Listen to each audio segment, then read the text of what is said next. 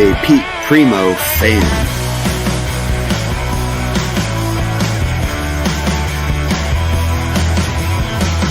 Thank you for having me. Your fans are like...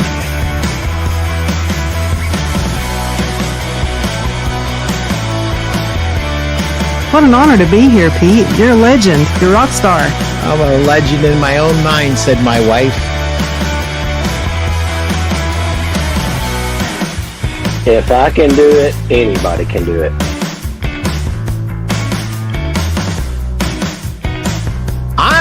I'm Mr. Selling from the Heart. What's this guy, Larry Levine, going to teach me about selling from the heart? You are one of the most generous and authentic people around. And I think that's why you and your show are so attractive to people.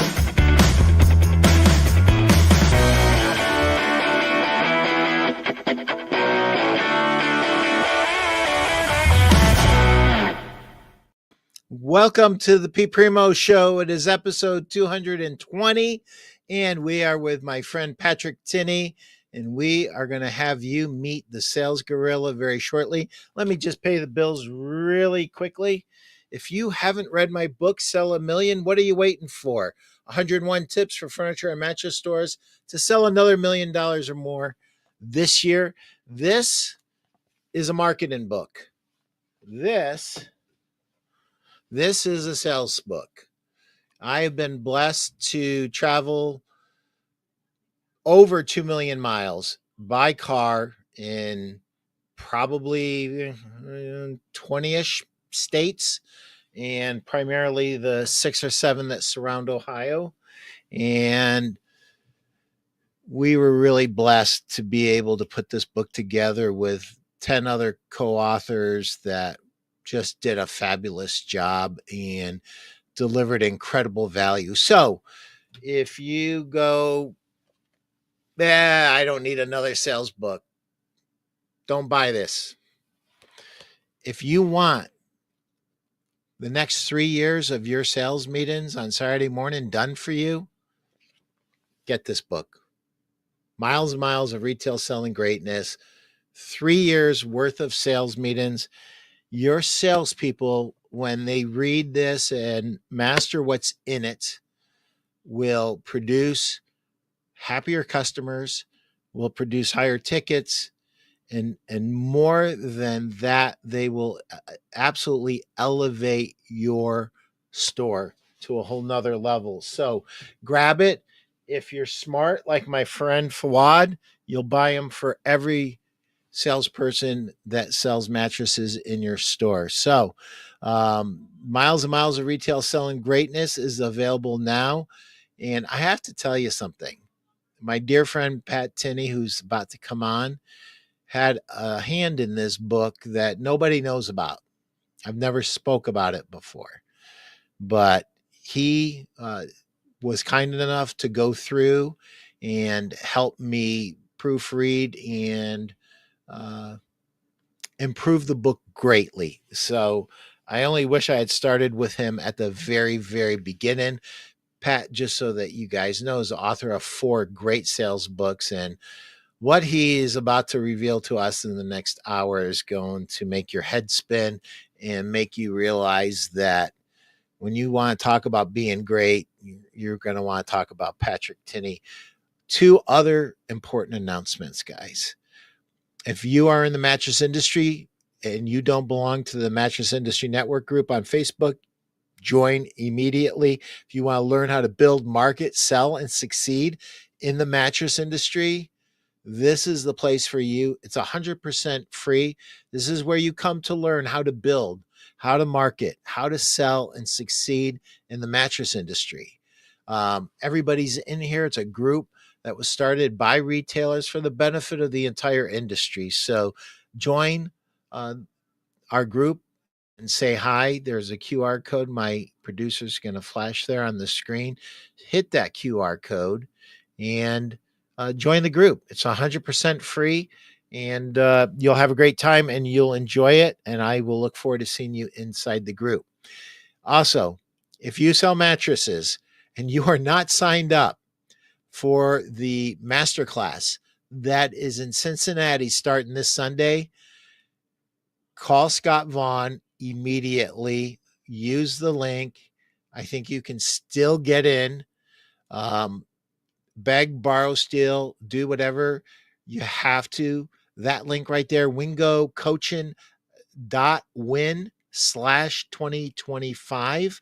That's the link to register, and use this code, all capitals, Pete 2025, $200 off.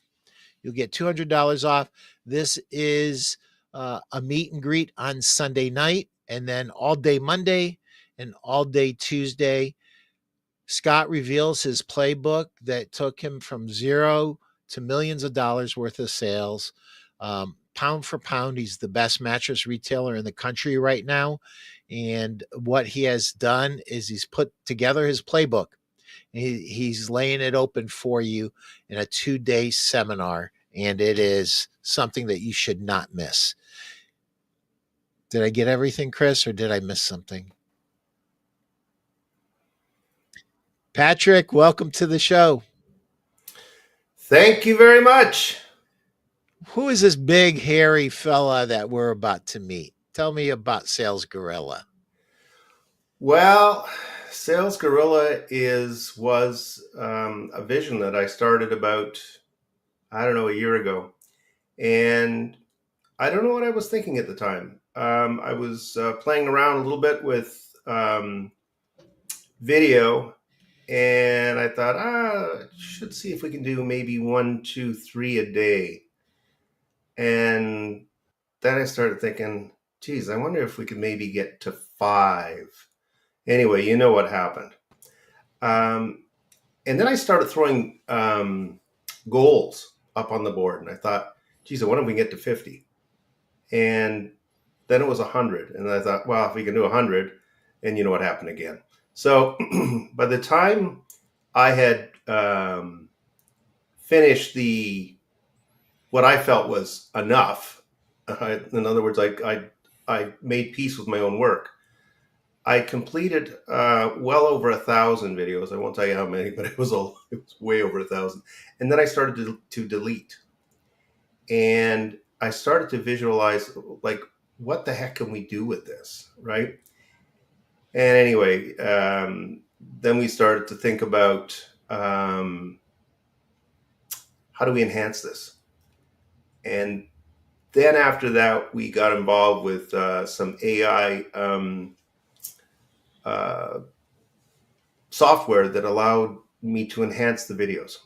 And we were at the same time building out a website that I had a vision for. And it's a crazy thing. When you do an agency briefing, Pete and Chris, we booked 2 hours for this agency briefing. It was over in less than an hour. Everybody understood. It's one of the most interesting things ever. And I will share with you that when the website was finished, it was like 99% of what I visualized, 99.5.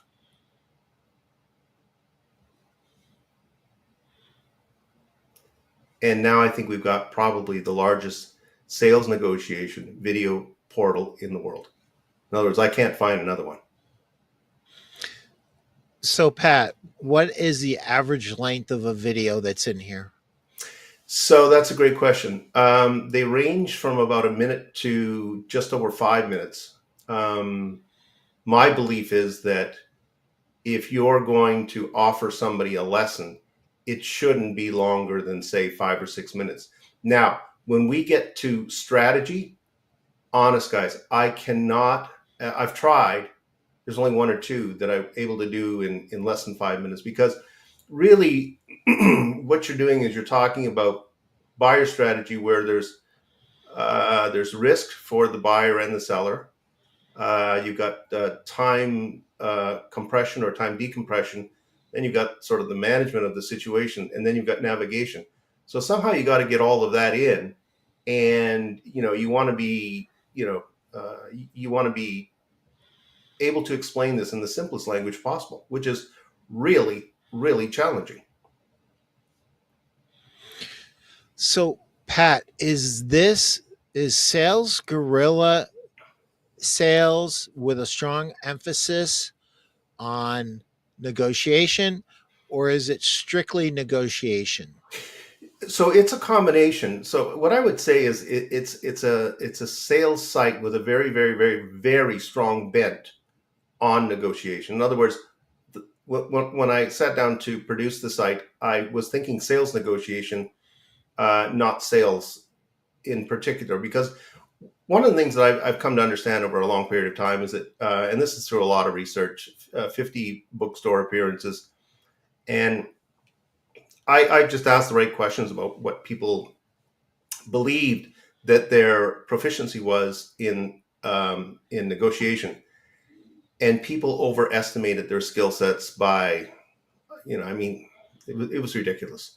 So I would say about 90% of the people in the market in business right now overestimate their sales negotiation skill sets. So I think that's the hole in the market. I want to fill it. And what we did with the site, I thought, oh my God, I've got to simplify this thing somehow. What do you do? And I thought, what do I feel like when I'm under a lot of stress? Well, when I'm under a lot of stress, I want things so simple that I really can't make mistakes. So the way you do that is to take the 900 plus videos, which are up there, and you put them all in alphabetical order. So it doesn't matter how stressed out you are, you'll be able to find the letter N, and there's probably 100 to 150 videos there. And then the next letter you go to is S, and you're going to find another 100 to 150 videos there, maybe more. I haven't counted them all. There's so many, right? So that's how we simplified it. And then there's another bracket over. There's a sort of a separate area for the podcasts, which I've appeared on, and of course, Pete, yours are some of the very best in there. And so we separated those two because, again, we wanted to keep it simple. We want the site to be elegant. We want it to respect the African mountain gorilla. Actually, it's really funny. On the briefing with the agency, that was probably one of the most important things that I got across to the folks. I didn't want this to, I didn't want the site to be anything more than approachable, classy, and respectful. So what is it about the African mountain gorilla that excites you, that inspires you, that made them a point of inspiration for your project? I'm not sure I have a straight answer for you. I've been following the species, and then I started to read about them. And what I came to understand was that they share about 80% of our DNA. That's why when people go and they go, up to visit the gorillas, they've got to be very careful that they're not carrying disease, because the gorillas have no antibodies the way that we do. That's one of the big problems. And the other big problem, of course, is, they're just, they're running out of their place to live. Mm-hmm. And, part of the website, by the way, there's a direct link to the World Wildlife Fund, and you can go in there and make a donation. But I will be taking a small percentage of the proceeds from Sales-Gorilla, and I'll just be sending it off to the World Wildlife Fund. It's just something I want to do. Good for you, Patrick. Pat, we've got a bunch of store owners. They own either furniture stores or mattress stores.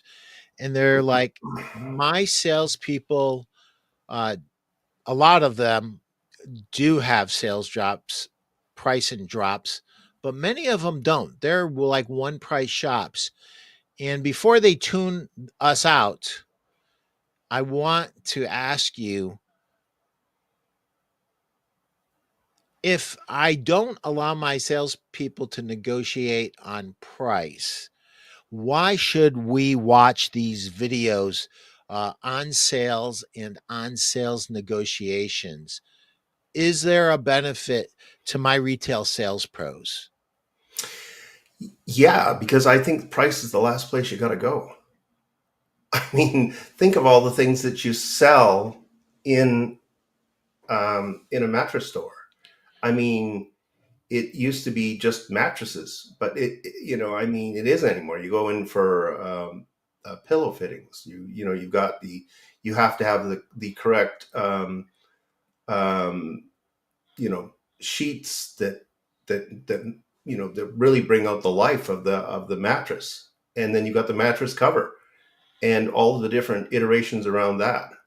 I mean, these things to me are things that you can talk about with the customer. You can also talk to them about, delivering exactly when they want, where they want it, how they want it. And that's a lot different than throwing a couple of mattresses on the roof of your car and driving away.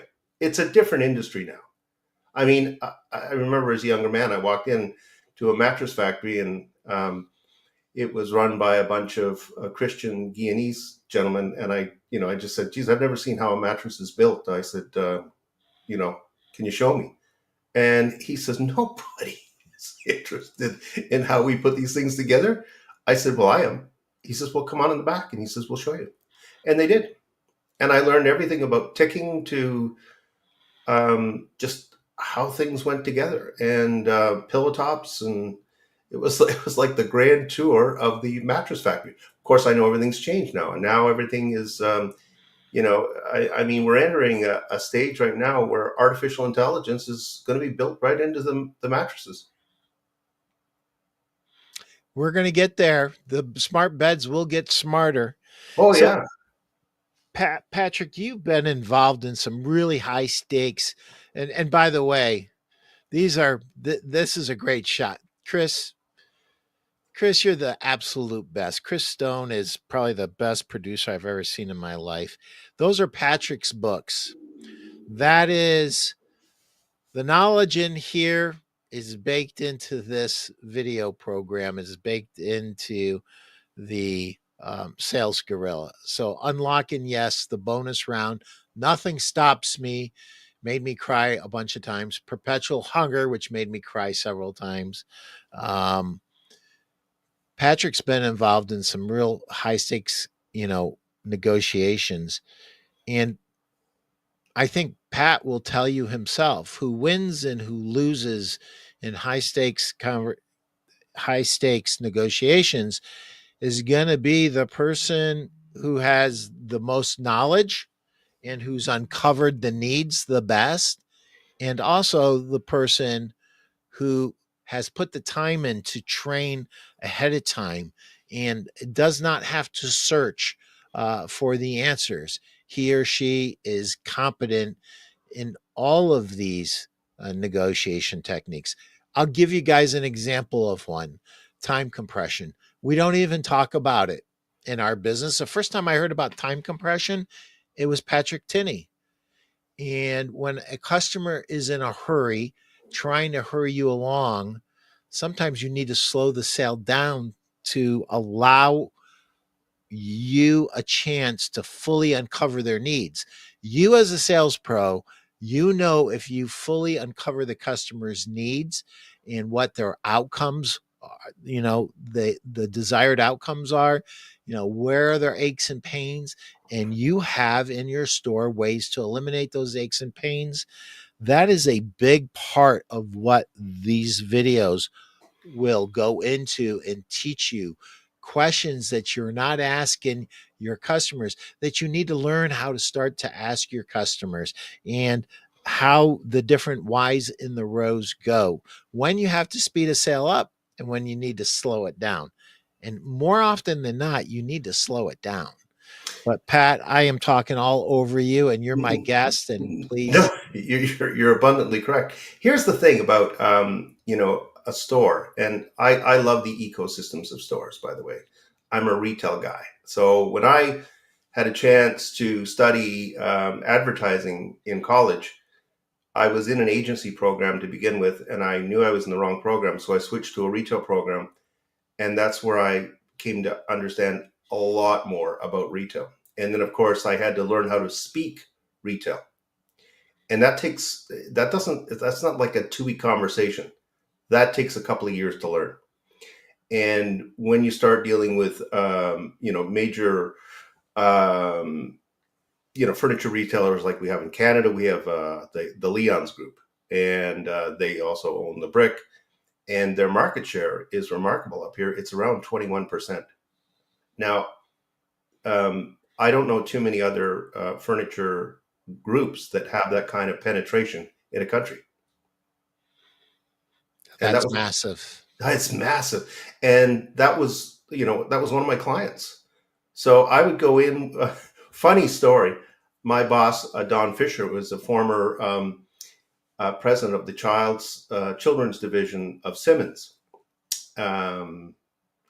mattresses. And he'd say, all right, let's go do a store check at Leon's. But it was always like, we would end up at their head office store, right? And he'd walk in and he'd start ripping like cushions off of everything. And he wanted to look at all of the ingredients. He wanted to know where everything was made, the construction, anything that the average person doesn't look for, he was. And I was aghast. I mean, I'm going, Don, what are you doing? Like these guys are looking at you. And he goes, I know. He says, we told him we're in here for a store check.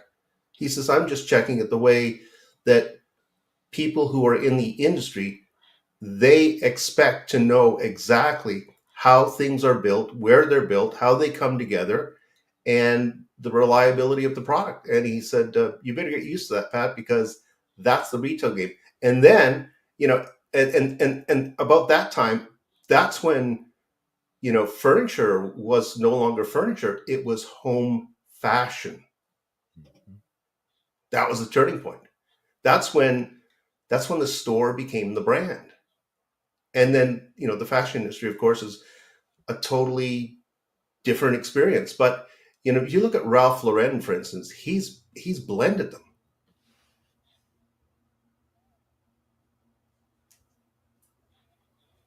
Sure has. Sure has. So Pat, let's dive into a little bit more about SalesGorilla. So here we have, a lot of people don't know this, but one of the huge segments of our audience is sales reps. So I'm a sales rep.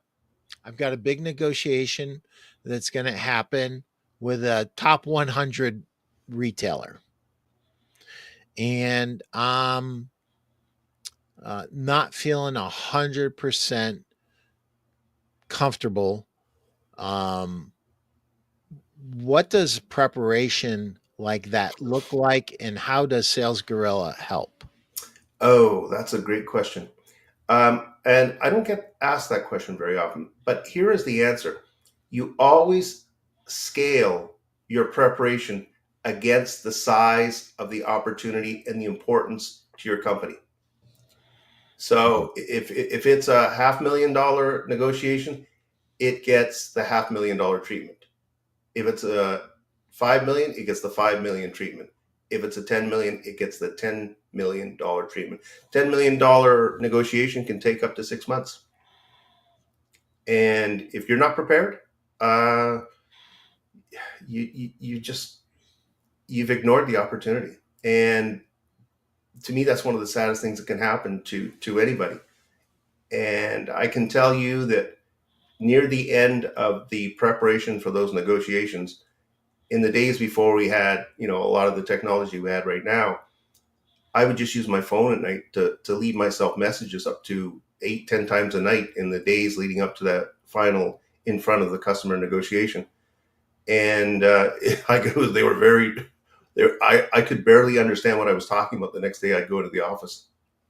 But the detail, you see, that term, the devil is in the details, is what one of the largest department stores in North America, which we just lost, the Hudson's Bay Company, their head of procurement for media, he would say that to me over and over again. I mean, that's how much emphasis he put into evaluating proposals that came in front of him. And it's kind of interesting because I'd sit and talk to him and I'd say, like, how do you make these decisions? It's like $100 million and you've got to shell this out. And he said, you know what, Pat? He says, that's an interesting point of view. He says, I always sit back because a lot of the proposals look similar.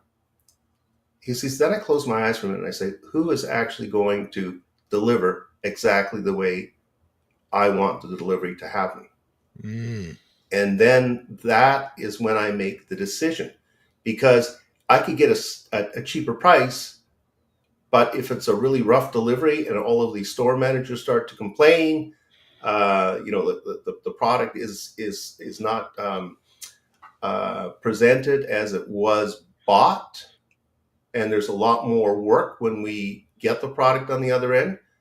He said, he said, I want smooth deliveries. He says, I want regional vice presidents to call me up and say, what a great job you're doing, supported by the store managers. You see, that's the difference in selling to retail versus selling other types of entities. You've got to sell the head office. Then you've got to go and you've got to have your local people sell the store managers on the idea that you're the right solution. And then they shift their decision up to the regional vice president, who then sends it back to head office.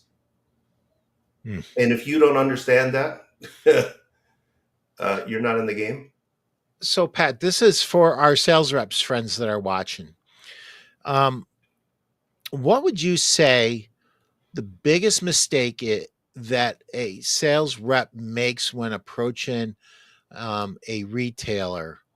The biggest mistake or most common? Pick. I think that's a great question. I think you've actually got to go in and live their brand.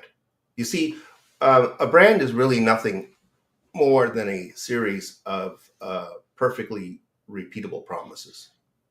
And so as a sales rep, I want to go in and I want to feel their promise in real time without identifying myself. And then, if I can, it would be to talk to somebody internally and just say, I'm kind of interested in how this store works. If you got a couple of minutes to walk me around and show me how you're different. And, the stuff you find out is it's just amazing. Then you go hit their website. Then you're looking for their forward planning. You're looking for any expansion plans that they might have. You're trying to figure out how the geography links and where the distribution centers are and how that impacts you and their ideal customer profile. So I call this brand alignment. But put simply, is their customer of the same ilk that yours is? If you're perfectly aligned, then the chances of having to lower your prices become less, because you're delivering to the customer exactly what it is that they expect to get from a retailer of that particular range. So it's whether you're lower, mid, or upper. So this is what I'm hearing, and correct me if I'm wrong or put a fine point on it, Pat. One of the biggest mistakes that sales reps make before they approach a retail buyer is the lack of preparation. They have not done their homework, and doing their homework and making sure that the two brands are aligned is a huge part of having potentially successful outcome. Oh my God. So one of the stories that I tell sometimes is that when Walmart bought Woolco here in Canada, and they were coming up, and I thought, oh man, I know the Woolco guys, but I don't know how many of them are going to survive, because you know what happens. And so I thought, how do I get my head wrapped around Walmart? I've been in Walmarts because I would drive down through the States. We went on driving trips up down the East Coast, but walking into a Walmart store doesn't tell the entire story. I mean, you understand the layout of the store, the departments. Walmart now is the largest food retailer in the world, but they didn't start out that way. They started out selling, lady slips and children's wear and on racks. And it was, Sam wasn't the wealthy one, by the way. It was his wife. I picked up Sam's book titled Made in America. And I thought, I have to read everything about this juggernaut before I set foot inside head office. If I don't, I'm making a mistake. That's just one example. But so when I walked in, I was speaking fluent Walmart.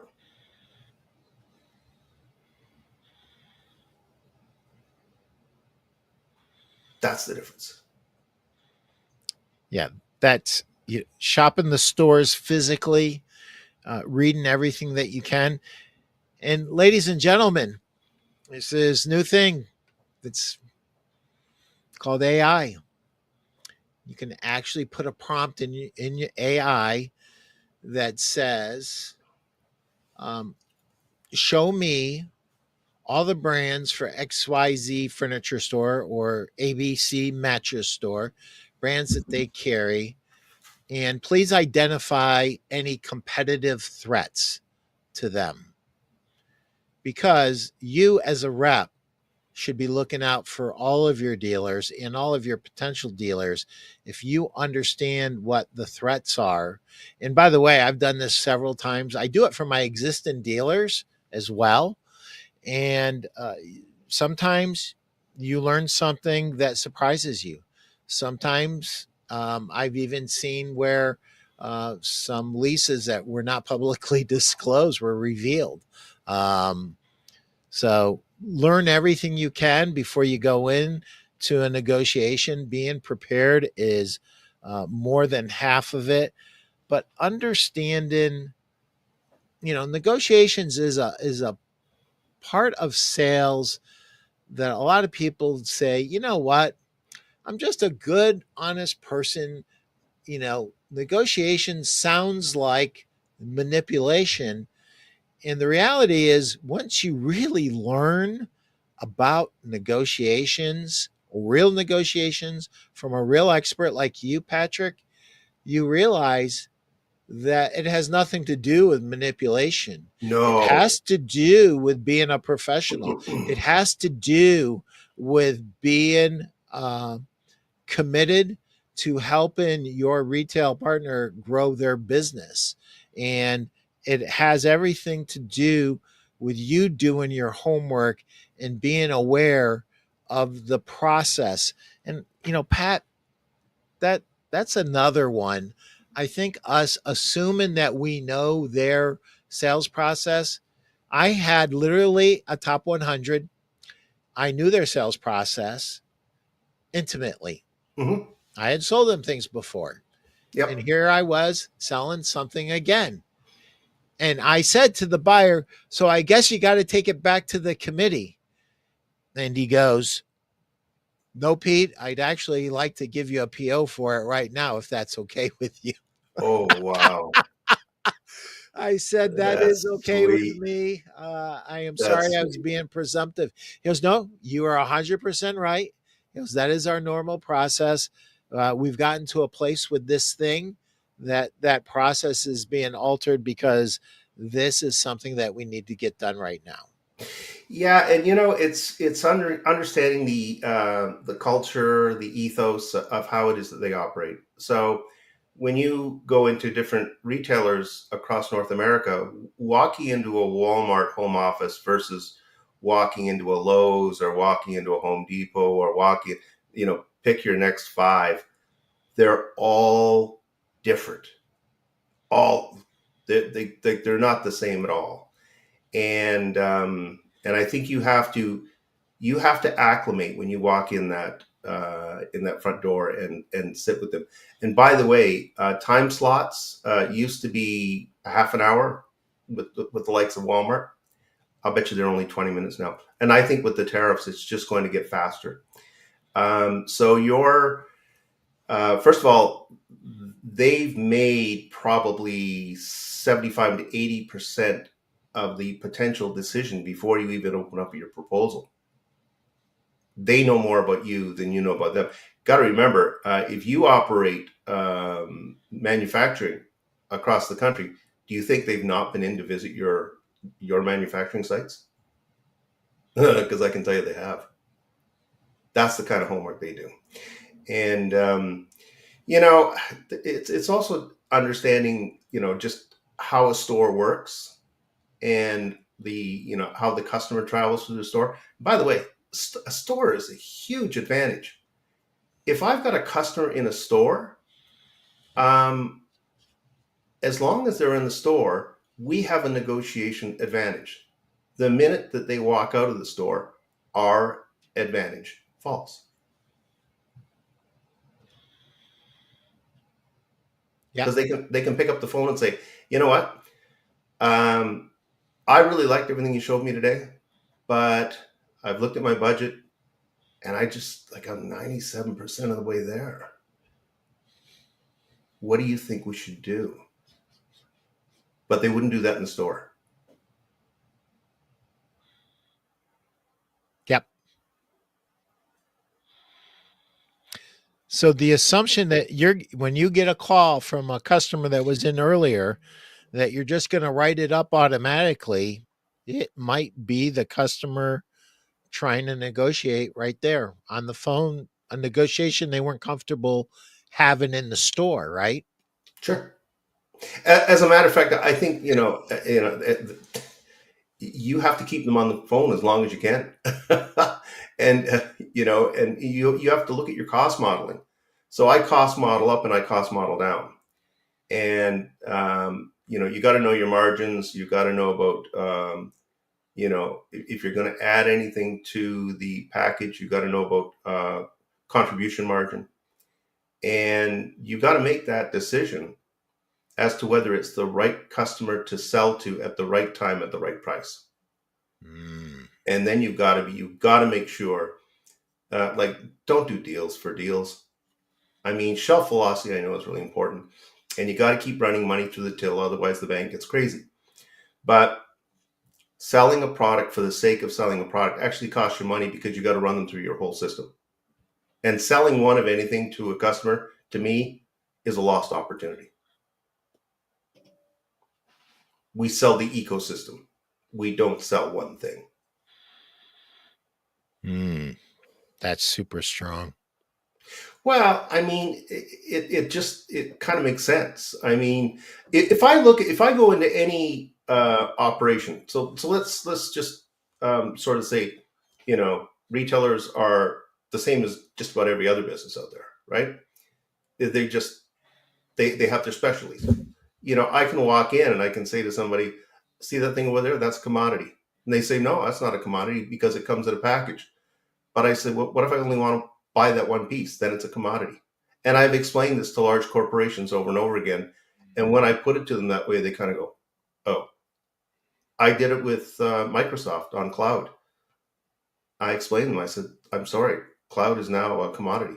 There's probably 10 or 15 major corporations across North America right now that have the money to create the gigantic data banks that, like a terabyte right now is a peanut. Do you know what it costs to rent a terabyte of space a month? I have not a clue. About $30. Really? Yeah. So Gorilla, I think, is around, I'm probably going to get this wrong, but I think it's around 50 gigabytes. And with artificial intelligence, using the platform, so I use my original recording platform, which you're looking at right now. It's called ScreenPal. Then I went to Vimeo and used AI to enhance all my videos. And part of the offering of, buying the terabyte of space was that once the videos had been enhanced, and the enhancement really makes them look about 25% better. I was shocked. Sound quality, everything's better. And it allows me, now through ScreenPal, I could have turned all my videos into 150 languages almost overnight. The reality is I only need to do it with 9 major languages around the world, and I'm covering probably, 75% of the world. And I can do it almost instantly. That's the power of AI. Here's another thing, by the way. So we put in some really neat things into SalesGorilla that you might not have thought about, but my project manager, Chris, did. we put in a search bar. So we got a little search engine behind. So there's 900 videos there, right? So you might say, geez, I've got to know everything about negotiation. Well, that's going to get you about, I don't know how many hundred vids. But another way to do it is to take your problem and write it out, and then put it into chat, and then say, take this problem and compress it, this negotiation problem or opportunity, compress it, and give me the outcome. And then also, by the way, give me maybe 8 keywords that I need to understand in order to get this deal done. And then you take those 8 keywords and you drop them into our search engine and see what comes up. It gets better, because the other thing we did, which was kind of one of those things you go, that's really cool. So what do you do when you got 900 videos? And there's going to be a lot more, by the way. I'm holding a whole pile back. It's just, there's only so much, like, we had to finish Gorilla, right? It was just, I got a million stories for you on why this thing probably shouldn't have finished, but it just finished beautifully. Like, when I finally fell into a state of peace, I can't even explain to you what that means. But the one thing I know for sure is, when you got 900 videos, what if you come to identify, say, 30 or 40 or 50 that really match your business? It's just how your business thinks about negotiation. Well, with Sales-Gorilla, you can bookmark them. So when you go onto the site, you're looking at your curated set of negotiation videos. And by the way, with the negotiation videos, this is something I wouldn't do in my books, but because I have video and I can accomplish so much more, I tell you, I share with you, I don't tell you anything, I share with you all of the things that you should be considering. And by the way, corner cases that you never dreamed of. So the only way that you understand what these corner cases is that you have to have been in business as long as Pete or Pat. And you and I are older than dirt. So we've seen just about every crazy thing you can see in a negotiation. What I've done, though, is I've captured it. And as Rick Denley said, I don't know if Rick's joining us today or not, but he said, he called me up one day and he says, Pat, he says, I don't know if you realize what you're doing or not, but this may be the largest brain sales download I've ever seen in my life. Mm-hmm. It's exactly what it is. Yeah, it's really, I was talking to a gentleman in the UK. So to launch Gorilla, so far we've got, I've been invited onto 5 podcasts. And I did a workup with one of the podcasters, and he said, do you know what you built? I said, I don't know. What do you think I built? He says, Pat, you built an ark. That's what you built. The other part of it is that, in the books, I would never do this, but I actually sat down. I thought, all right, so if you're going to share with people what they need to do, you should also take the time to share with them what happens if they leave steps out.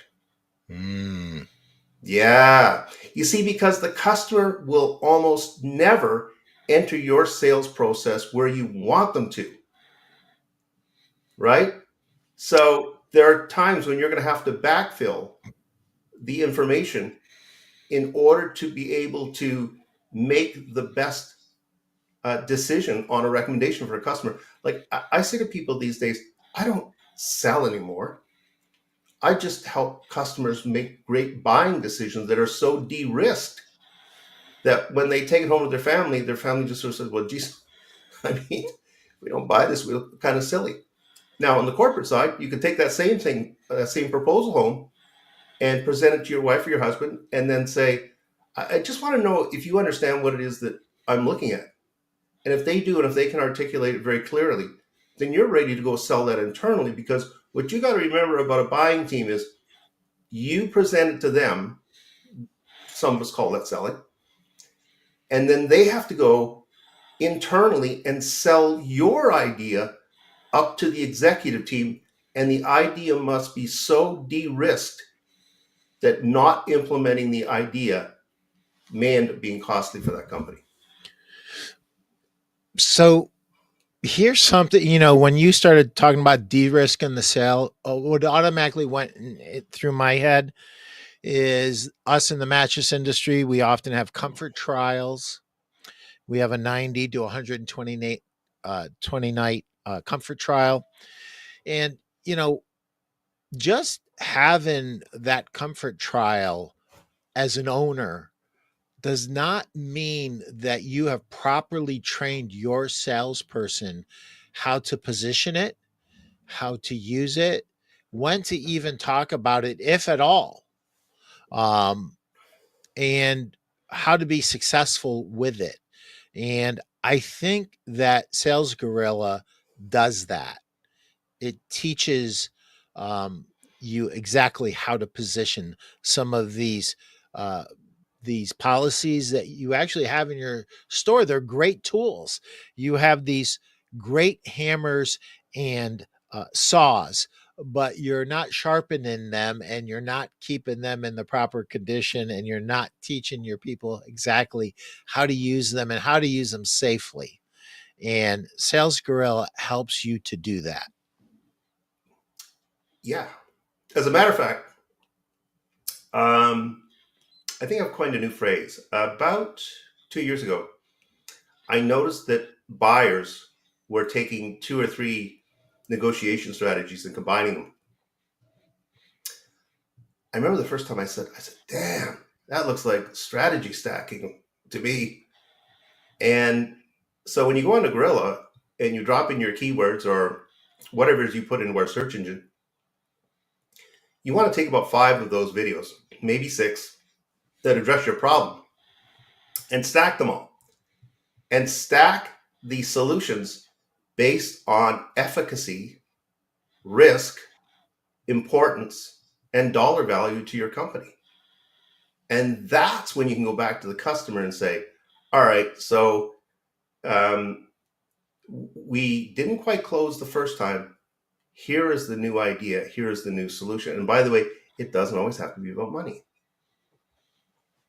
That's what's so important. And as far as fittings go, like Pete, I've got a little bit of a bad back. Mm-hmm. Yeah. That's the understatement of the year. All right. So I look like a victim, but, the thing is, I can try and explain that to somebody, but they might not get it. And they might put me on a mattress that is a little softer than what I need. I need to sleep on a rock. That with a pillow top on it. That's when I'm going to sleep well. And so sending me home with a mattress that is slightly softer than I need might have been a great intention, but might cost you the sale. Mm. Yeah, it's like when, in your book, I nearly passed out when I read, "A pillow is a bed for your head." I nearly passed out because it's true. I thought, oh my God. And of course, that was one of your co-conspirators. Yeah, Chris Tahaney. Yeah, I mean, he just drilled it. I mean, I'm still laughing about that because it to me, it's just, it's hysterically true. So again, when you go on a Gorilla, here's the thing you got to remember. There's over 900 ideas in there, but they're only relevant to your negotiation, and every negotiation will be different. I don't care if you're dealing with the same customer over and over again. Everything changes because everything is moving forward. In other words, we don't make money in the past. We only make money in the present and in the future. Mm. So what you did last year may not be relevant this year. We have to have that much elasticity in our thinking. And, it's like I say to people, anticipate needs and, proceed with deeds. That's what you got. That's when everybody wins. And that's so like a deal should be something when someone walks away from it, they go, the folks at home are going to love this. Not. Oh, wow. That's a great question. Steve Hauk. says, Patrick, can you hit on the importance of lease negotiations? Now this is some hardcore out and out negotiations now. Yeah, and I, there's a lot of commercial space available right now. So we're going to see a lot of turnover. Retail it's been a harsh place to be unless you're a destination store. Luckily, Steve, you are a destination store. But when you get talking about leases, you're really talking about your commitment to that community, because retail is really about a community. And, I learned a really interesting lesson when I did the store grand openings for a company called Factory Carpet here in Canada. And out in Vancouver, the city was building so fast that what they had to do was they had to just, get involved with as many leases as they could, as fast as they could. One of the things they didn't realize after I'd finished my research and took it into them was they weren't anywhere near their customer. So if your customer is evolving around your store, in other words, they keep adding in new developments, you really want to lock that lease down. On the other hand, if your market is moving away from your store, you're going to have to spend more money to get the people to the store, and often they will have to travel past your competitor in order to get to your store. And then you got to figure out things like, are there any chattels that, when you first leased the store that weren't a part of the deal? Now that you've been in the store for, I don't know, a few years, could we add those chattels to the lease and just sort of say, I've been here this long, I've committed. Now, what are you willing to commit? Where is the win for me?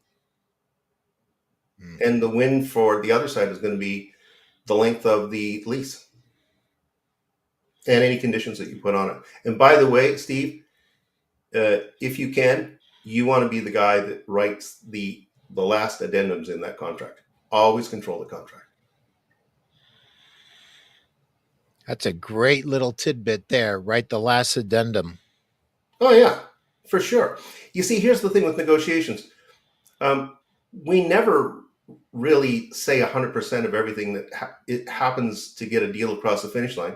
We generally talk about, 85% of the truth.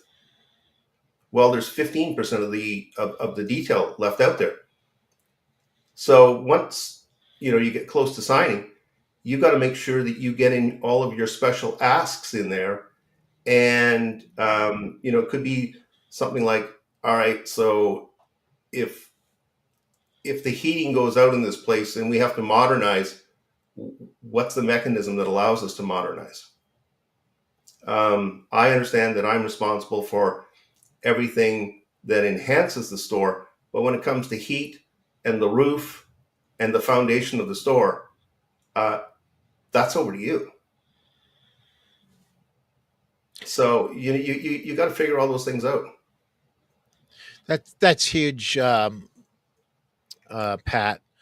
I can't tell you how many times somebody had a leaky roof and they go into the actual lease agreement and they see that I'm responsible for all repairs. I didn't negotiate that part of it out, and now I'm screwed.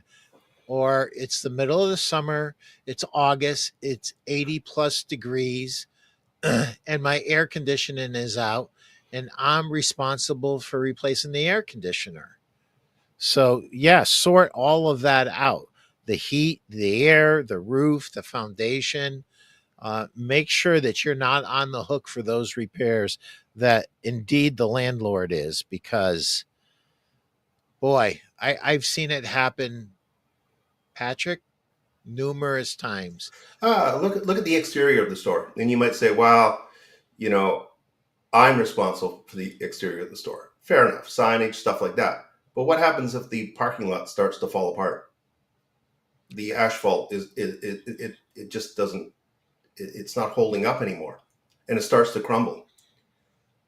What's in your lease to cover that? Because I can tell you, when customers come up to a store and the asphalt is all messy, in their minds, the inside of that store is not perfect because the outside is not perfect. 100%. Unfortunately, stores are judged by the cover, and The store is the brand. if the store doesn't look the part, because of something the landlord has done or hasn't done, it's a reflection on you and your business. And fortunately or unfortunately, you're going to benefit from it or you're going to suffer from it. So heat, roof, AC, foundation, make sure it's covered under the lease. Plumbing, I might add this, electrical. Steve, never fall in love with a store. Yeah. Just don't fall in love with it. And if you do, don't tell anybody. And surely do not let that landlord know that you're somewhat infatuated with a store, because they will just absolutely put it to you. One last thing, Steve, the store doesn't know you're alive.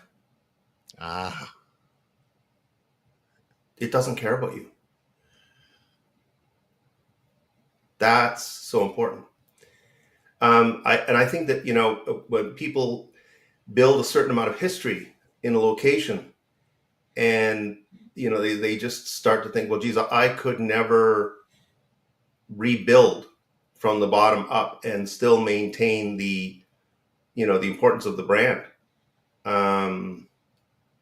I think you're missing the notion that your market may have moved and you have to move with your market. They're not going to come to you. You have to go to them, or you have to make it so convenient for them to come to you. It has to be so powerful. In other words, you have to have a force multiplier that says, if I don't go to Steve's store, I'm wasting my time in another retailer store.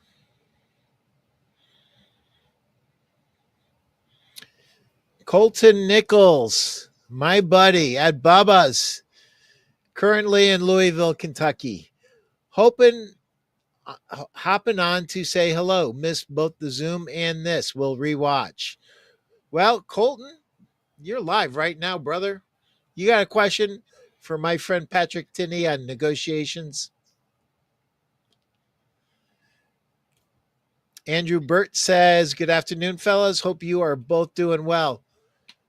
Pat, that went so fast. That is not fair. How long are we into this? Dude, we got 2 minutes left. That's funny. You know what? This happens to us every single time, Pete. Every time, dude. Every time. Pat, I want to say for the whole world to hear this, I absolutely treasure you. I love you. You have made an incredible difference in my career. And just knowing you makes me a better person. So, Pat, thank you for everything you have done and you continue to do. And I'm super excited about SalesGorilla. Over 900 videos. So pray tell, how does my audience who's curious about improving their sales, improving their negotiations, how do they take a peek at SalesGorilla and get involved with it? Yeah, so it takes a little while for a URL to really sink into the search engines, but it has happened. And so the cool thing is that you can go up and look at the exterior of the site, and there's going to be about 11 videos up there that you can look at right away. And that's going to give you a sense. Honest to God, friends, this site is different from what it is that you've seen in the past relative to the level of detail that we've gone into to make this experience just so peaceful and powerful for you. And by the way, you're saying, well, what's your super differentiator on, X, Y, and Z? I started to think about, all right, so how do I want to impact people, and how do I want to approach people, and how do I want to help people? Because at the end of the day, if you're not helping an industry, you're not doing anything but filling space. So from a price point perspective, I know people don't like to talk about price, but I'm going to hear. I sat down, I said, what would freak people out? And I said, we're going to bill this at 99 cents a day US, or the price of a very cheap cup of coffee. It's a year membership. But here's the thing. You save one $348 deal plus tax, and you're free rolling on the site for the rest of the year. And I can tell you, no two negotiations are the same. So it's not like you can go up there for like a couple of days and just sort of say, oh, I got it. I'm sorry. And by the way, the wheels always come off the buggy late on Saturday, late on Friday, on the weekends, when you have to make your nut. And there is nothing worse than watching a deal shrivel in the heat. You wanna bring that deal home, and you want to do it in a way where, if you're a sales rep, you take it in your boss and you say, you know what, boss, I use Gorilla, and by the way, family came in, they wanted to outfit their house. This one will help us get there. And if I didn't have access to Gorilla, we might not have been able to do it. So it's 24-hour a day access to the videos. Yep. For a year. And how much does that cost? $348 US. Everything's denominated in US dollars, plus tax. That's it. Wow. Yeah. No, it's so silly. So back to Derisking, I thought, I could have charged much higher for the site, right? I mean, we're talking almost over 80 hours of content. That's what it's going to be. And by the time I'm finished, it'll be around 100. It might be 120. I don't know. But right now, you go up there and there's 80 hours of content. I mean, that is the equivalent to 40 full-length movies. Wow. And then fragment it down into minutes. Mm. Yeah. I mean, I talk about everything from how to get ready to what you do when a deal doesn't close the way you want it to. And let me just leave you with this one, because it's kind of funny, and I don't think enough people do it. So let's say a deal doesn't close, and so the customer's walking in the store, and you just, at the very last minute, you walk up and you say, I understand we're not going to do business today. And the person goes, yep, just didn't find what I was looking for. I understand that. But if we could have done a deal, what would it have looked like in your mind? What would that deal have felt like? What would it have smelled like? And how happy would you have been? At what price point? And they'll explain it to you. Because they may go to the next store where they actually plan to buy. They've been using you as a warm-up, and they get in there and the people are not as kind as you and caring. You see, it's the after sale. The after sale is the beginning of the next sale. Sales in any business, especially retail, are generational. Yeah. You just got to get that. You want to sell to a family, not to a person. Yeah. I know. This could go on for days. Patrick, thank you so much, my friend. Anyone that wants to get a hold of you, how do they do it? Well, first of all, you plug my name and sales author into any search engine, and it's like 13 pages long. And my phone number is the easiest one in the world to find. And LinkedIn, and if you really got a tough one, call. The 15 minutes at my cost. Awesome. Yeah. Patrick, thank you. Have a great weekend. Thank you for the opportunity. Pete, I think a lot of people think they know you, and I'm sure there's a lot of great stories, Pete Primeau stories. But I'll tell you, when it comes to sales and negotiation, doing business, and doing the right thing when nobody's looking, that's Pete Primeau. Thank you, Patrick. You are too kind. Thank you for being with us today, and thank you for creating SalesGorilla. You betcha. Thank you very much. Have a great weekend. Everybody go out there and sell 1 million. Thanks.